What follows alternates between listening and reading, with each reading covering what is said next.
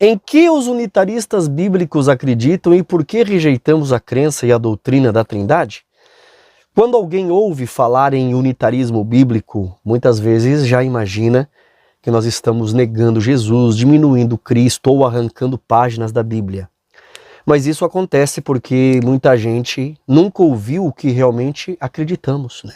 Aprenderam uma caricatura monstruosa dessa doutrina bíblica criada por quem discorda de nós e as pessoas sem conhecimento tomam isso como verdade. É importante ressaltar aqui que vocês não confundam o unitarismo bíblico com o unicismo ou doutrina da unicidade. O unicismo ensina que o Pai, o Filho e o Espírito Santo seriam apenas manifestações ou modos de uma única pessoa divina, o Pai. Ou seja, existe só uma pessoa que se manifestou no Antigo Testamento como Jeová ou Javé, no Novo Testamento como Jesus e hoje se manifesta como o Espírito Santo. Essa é a crença chamada modalismo. Nós rejeitamos isso completamente. Para o unitarismo bíblico, o Pai é o único Deus verdadeiro, Jesus é seu Filho distinto, pré-existente, gerado antes da fundação do mundo e enviado pelo Pai. E o Espírito Santo é o próprio Deus em sua presença e atuação no mundo. Portanto, tanto a Trindade quanto o unicismo distorcem a distinção clara entre Deus e seu Filho e à luz das Escrituras, elas não possuem fundamento bíblico. Agora, nós unitaristas bíblicos também compartilhamos, muitas crenças básicas presentes em diversas denominações cristãs. Nós cremos na inspiração das Escrituras, na criação realizada por Deus, no nascimento milagroso de Jesus, em sua vida sem pecado, em seus ensinamentos, milagres, morte pelos nossos pecados, ressurreição e a sua futura volta. Cremos no arrependimento, na regeneração do novo nascimento, que só se alcança pela fé em Jesus Cristo. Cremos no batismo, na transformação da vida, na oração, na comunhão da igreja e na esperança da ressurreição e vida eterna. A nossa principal diferença está na compreensão de quem é o Pai, o Filho e o Espírito Santo. Cremos que o Pai é o único Deus verdadeiro, que Jesus é seu Filho pré-existente. Jesus já existia pessoalmente com o Pai antes da fundação do mundo. Em João 17,5, Jesus fala da glória que tinha junto do Pai, antes que o mundo existisse. E para nós o Espírito Santo não é uma terceira pessoa separada de Deus, mas é o próprio Deus em sua presença, em seu poder e atuação. A expressão Espírito Santo descreve quem Deus é. Jesus afirmou que Deus é Espírito em João 4,24 e as Escrituras repetem que Deus é Santo. Portanto, chamar Deus de Espírito Santo é reconhecer o Deus que é Espírito e cuja natureza é santa. A Bíblia também usa expressões como Espírito de Deus, Espírito do Senhor, Espírito do Pai, Teu Espírito Santo. Em Mateus 10,20, Jesus chama de Espírito do vosso Pai. Em Salmos 51,11, Davi diz: não retires de mim o teu Espírito Santo. Em Lucas 1,35, o Espírito Santo é apresentado em paralelo com a virtude do Altíssimo. Não se trata de outra pessoa divina ao lado do Pai, mas do próprio Pai agindo, falando, inspirando e fortalecendo e habitando em seus servos. Assim como Deus é chamado de Altíssimo, Todo-Poderoso, Senhor e Pai, Espírito Santo também revela a sua identidade e a sua forma de atuação, sem criar uma terceira pessoa dentro do próprio Deus. Nós cremos em Jesus Cristo, nós cremos que Ele é o Filho de Deus, Ele é o Messias prometido, é o Salvador da humanidade, o nosso Senhor, o nosso Rei, aquele que foi exaltado acima de toda autoridade.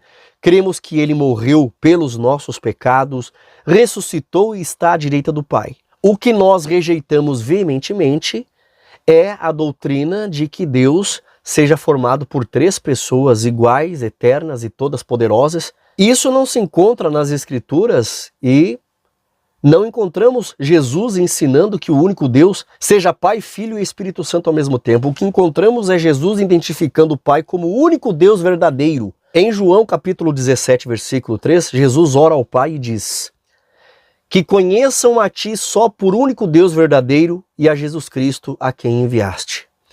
Observe que Jesus não diz que conheçam a nós como o único Deus verdadeiro. Ele chama o Pai de único Deus verdadeiro e se apresenta a si mesmo como aquele que foi enviado por esse Deus, por esse Pai. São dois indivíduos distintos. Deus que envia e Jesus que é enviado. O apóstolo Paulo confirma isso em 1 Coríntios capítulo 8, verso 6, dizendo: para nós há um só Deus, o Pai, Paulo não disse que o único Deus é Pai, Filho e Espírito Santo. Paulo diz claramente quem é o único Deus, o Pai. Depois apresenta Jesus como o único Senhor, aquele por meio de quem Deus realiza a sua vontade. Também não vemos o apóstolo Paulo falando de Espírito Santo. Isso não diminui Jesus, né? Pelo contrário, coloca Jesus exatamente na posição que a Bíblia lhe dá. Jesus não precisa ser transformado no próprio Deus Todo-Poderoso para ser o Filho mais elevado, o Rei escolhido, o Salvador, o Senhor de toda a criação. Agora, existe um ponto que precisa ficar muito claro. Nós cremos na pré-existência de Jesus Cristo. Jesus não passou a existir do nascimento virginal de Maria para frente. Antes de nascer, como homem, Jesus estava com o Pai. Em João capítulo 6, versículo 38, Jesus afirmou: Eu desci do céu não para fazer a minha vontade, mas a vontade daquele que me enviou. Em João capítulo 17, versículo 5, ele pediu ao Pai que lhe devolvesse a glória que possuía junto dele antes de que o mundo existisse. Portanto, Jesus já existia antes de seu nascimento terreno e possuía a glória ao lado do Pai. Mas pela razão de Jesus pré-existir, não significa que ele é o próprio Deus Pai. Jesus estava com o Pai, ele foi enviado pelo Pai. Ele veio cumprir a vontade daquele que o enviou. Isso revela uma existência anterior, mas também revela distinção e subordinação. Um envia e outro é enviado. Um dá a missão e outro obedece. Quando chegou o tempo determinado, esse filho pré-existente veio ao mundo como homem, não como um ser fingindo ser humano, não como um Deus usando um corpo humano apenas como uma roupa. Ele participou verdadeiramente da nossa humanidade. Filipenses capítulo 2, versículo 7 e 8 diz que Jesus tomou a forma de servo, fez-se semelhante aos homens e foi achado na forma de homem. Nessa condição, humilhou-se e foi obediente até a morte. Hebreus capítulo 2, versículo 14 afirma que, como os filhos participam da carne e do sangue, Jesus também participou das mesmas coisas. Ele assumiu de forma plena a carne e o sangue da humanidade. E Paulo ainda declara em 1 Timóteo capítulo 2, versículo 5, há um só Deus e um só mediador entre Deus e os homens, Jesus Cristo, homem. Veja como a linguagem bíblica é clara. Existe um só Deus e existe um só mediador entre esse Deus e os seres humanos. Esse mediador é identificado como Jesus Cristo, homem. Aqui nós chegamos a uma das maiores diferenças entre o unitarismo bíblico e a teologia trinitária. É comum ouvirmos o argumento da cristandade e dos trinitários de que somente Deus poderia morrer para pagar pelos pecados da humanidade. Mas essa afirmação inverte completamente a lógica apresentada pela Bíblia. O problema da humanidade começou com um homem. Adão era um homem, sem pecado, recebeu uma ordem de Deus e escolheu desobedecer. Pela desobediência do homem Adão, o pecado entrou no mundo. Romanos capítulo 5, versículo 12 declara: Por um homem entrou o pecado no mundo, e pelo pecado a morte. Portanto, para reparar aquilo que um homem arruinou, seria necessário outro homem. Não um homem pecador comum, contaminado pela mesma desobediência, mas um homem sem pecado, fiel e completamente obediente a Deus. Foi exatamente isso que Jesus veio fazer. O Senhor Jesus é apresentado como o segundo ou último Adão, porque ele enfrenta a situação em que o primeiro Adão fracassou e caiu. Adão recebeu uma vida perfeita e desobedeceu. Jesus viveu como homem e enfrentou tentações, sofrimento, morte, mas permaneceu fiel ao seu Pai. Hebreus capítulo 4, versículo 15 diz que Jesus foi tentado como nós, porém permaneceu sem pecado. Se Jesus não pudesse realmente ser tentado, sua obediência seria apenas uma encenação, um teatro. Se ele não fosse verdadeiramente humano, ele não poderia ocupar o lugar do segundo Adão. A vitória de Cristo possui valor justamente porque ele enfrentou a condição humana sem se render ao pecado. Em Romanos capítulo 5, versículo 19, coloca os dois lado a lado. Pela desobediência de um só homem, muitos foram feitos pecadores. Pela obediência de um, muitos serão feitos justos. Perceba o paralelo, a Bíblia não coloca de um lado um homem e do outro um homem Deus Todo-Poderoso. Ele coloca a desobediência de um homem contra a obediência de outro homem. Adão desobedeceu, Cristo obedeceu. Adão trouxe condenação, Cristo abriu o caminho da justificação. Adão perdeu aquilo que recebeu. Jesus manteve a sua fidelidade e a sua integridade até a morte. É por isso que 1 Coríntios capítulo 15, versículo 21 declara que assim como a morte veio por um homem, também por um homem veio a ressurreição dos mortos. A resposta para o pecado do primeiro Adão não foi Deus fingindo ser o segundo Adão. A resposta foi um homem verdadeiro gerado pelo poder de Deus que viveu em perfeita obediência. E isso não significa que Jesus fosse apenas mais um homem. Sua origem era única, ele era o Filho pré-existente de Deus, desceu do céu, foi gerado no ventre de Maria pelo poder do Espírito Santo do Altíssimo e nasceu sem participar da corrupção do pecado. Mas quando veio à terra, viveu realmente como um homem, como um ser humano. Ele sentiu fome, sede, cansaço, tristeza, angústia, dor, foi tentado, sofreu, morreu. A morte dele não foi uma aparência. Sua humanidade não foi uma fantasia teológica. Atos capítulo 2, versículo 22 ao 24, chama Jesus de varão aprovado por Deus, declara que Deus realizou milagres por meio de Jesus e que Jesus foi morto e que Deus o ressuscitou. Novamente, a distinção aparece de maneira simples. Jesus é o homem aprovado, Deus é aquele que age por meio desse homem e depois o ressuscita. Deus não foi ressuscitado, Deus ressuscitou Jesus. A própria ideia da cristandade, da teologia existente, de que somente um Deus poderia morrer pela humanidade, cria um problema. As Escrituras apresentam Deus como imortal. Quem morreu foi o Filho de Deus, feito homem. E quem o levantou dentre os mortos foi o Pai Celestial. A salvação não exige que Jesus seja o próprio Deus que o enviou. Exige que ele seja aquilo que a Bíblia diz que ele é. O Filho Santo de Deus, o homem sem pecado, o segundo Adão e o mediador escolhido por Deus entre Deus e os homens. Outro ponto decisivo é que Deus, por natureza, não pode morrer. As Escrituras, em 1 Timóteo 1,17, chama o Pai de Rei dos séculos imortal e afirma em 1 Timóteo 6,16 que só ele tem a imortalidade. Jesus, porém, morreu de verdade. Hebreus 2,9 diz que ele foi feito um pouco menor do que os anjos para provar a morte por todos.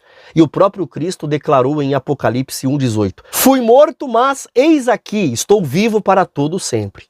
Isso mostra que quem morreu foi o Filho de Deus, feito homem. E quem o ressuscitou foi o próprio Deus o Pai. Não foi Jesus que se auto-ressuscitou, como lemos em Atos 2,32. Portanto, a morte de Jesus não prova que ele seja o Deus imortal. Prova que o Filho pré-existente assumiu plenamente a condição humana, morreu como homem perfeito e depois foi levantado e glorificado pelo Pai. Depois da sua obediência até a morte, Deus exaltou a Jesus. Filipenses capítulo 2, versículo 9 ao 11 afirma que Deus exaltou a Jesus soberanamente e lhe concedeu um nome acima de todos os nomes. Toda língua confessará que Jesus Cristo é Senhor. Mas o texto termina dizendo que isso acontece para a glória de Deus Pai. Jesus é Senhor porque Deus o constituiu Senhor. Jesus possui autoridade porque o Pai lhe deu autoridade. Jesus reina porque Deus colocou todas as coisas debaixo de seus pés. Não existe desonra nenhuma reconhecer que Jesus recebeu a sua posição do Pai. Essa é a própria glória do Filho. Ele obedeceu, venceu, foi ressuscitado e recebeu do Pai o governo sobre todas as coisas. No tocante ao Espírito Santo, também não o entendemos como uma terceira pessoa divina formando uma trindade. O Espírito Santo é o Espírito de Deus, é a sua presença, é o seu poder, é sua atuação.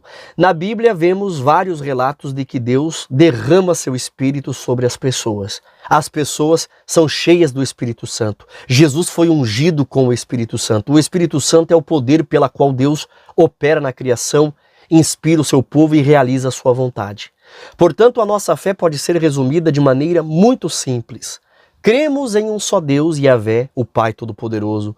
Cremos em Jesus Cristo, seu Filho pré-existente, que estava com o Pai antes do mundo existir. Jesus existia antes de vir ao mundo, mas a sua existência teve origem no Pai. Ele não é sem princípio como o Pai. Foi gerado por Deus antes de todas as demais coisas. Por isso Colossenses 1,15 o chama de o primogênito de toda a criação. Apocalipse 3,14 o apresenta como o princípio da criação de Deus. E em João capítulo 5, versículo 26 afirma que o Pai deu também ao Filho ter a vida em si mesmo. Portanto, o Filho Jesus, pré-existente, recebeu do Pai a vida, a glória e a autoridade. E foi por meio de Jesus que Deus realizou a sua obra. Jesus é superior a toda a criação, mas continua sendo Filho que veio de Deus, e não o próprio Deus Pai, que não teve origem. Jesus teve origem do Pai. Jesus veio e viveu sem pecado, ele permaneceu fiel e obediente aonde Adão desobedeceu. Jesus entregou a sua vida pela humanidade, foi ressuscitado por Deus e recebeu do Pai toda a autoridade. Nós cremos no Espírito Santo como a presença e o poder do próprio Deus atuando no mundo e na igreja e no meio do seu povo. Nós não negamos a divindade de Jesus, negamos que seja necessário transformar o Filho no próprio Deus que o enviou. Não retiramos a honra de Cristo, reconhecemos a verdadeira grandeza da sua vitória sobre o diabo. O primeiro Adão era homem e desobedeceu. O segundo Adão precisava ser homem para obedecer aonde o primeiro falhou. Jesus já existia no céu, era pré-existente ao lado do Pai, mas ao vir a esse mundo tornou-se verdadeiramente humano. Não deixou de ser o Filho de Deus, mas assumiu completamente a condição humana, venceu o pecado e permaneceu fiel até a morte. Essa é a beleza da redenção. Um homem introduziu o pecado e a morte. Por outro homem vieram a obediência, a esperança e a ressurreição e a vida eterna. E acima de tudo, nos céus, permanece o único Deus verdadeiro, o Pai, que enviou o seu Filho Jesus, operou por meio dele, ressuscitou a Jesus e constituiu Jesus Senhor para a sua própria glória. Nós, unitaristas bíblicos, depositamos a nossa fé e a nossa crença inteiramente no que ensina a Bíblia. E para encerrar esse vídeo de hoje, eu cito o versículo que o apóstolo Paulo disse em 1 Coríntios 8, versículo 6. Todavia para nós há um só Deus, o Pai, de quem é tudo e para quem nós vivemos. E um só Senhor, Jesus Cristo, pela qual são todas as coisas, e nós por Ele.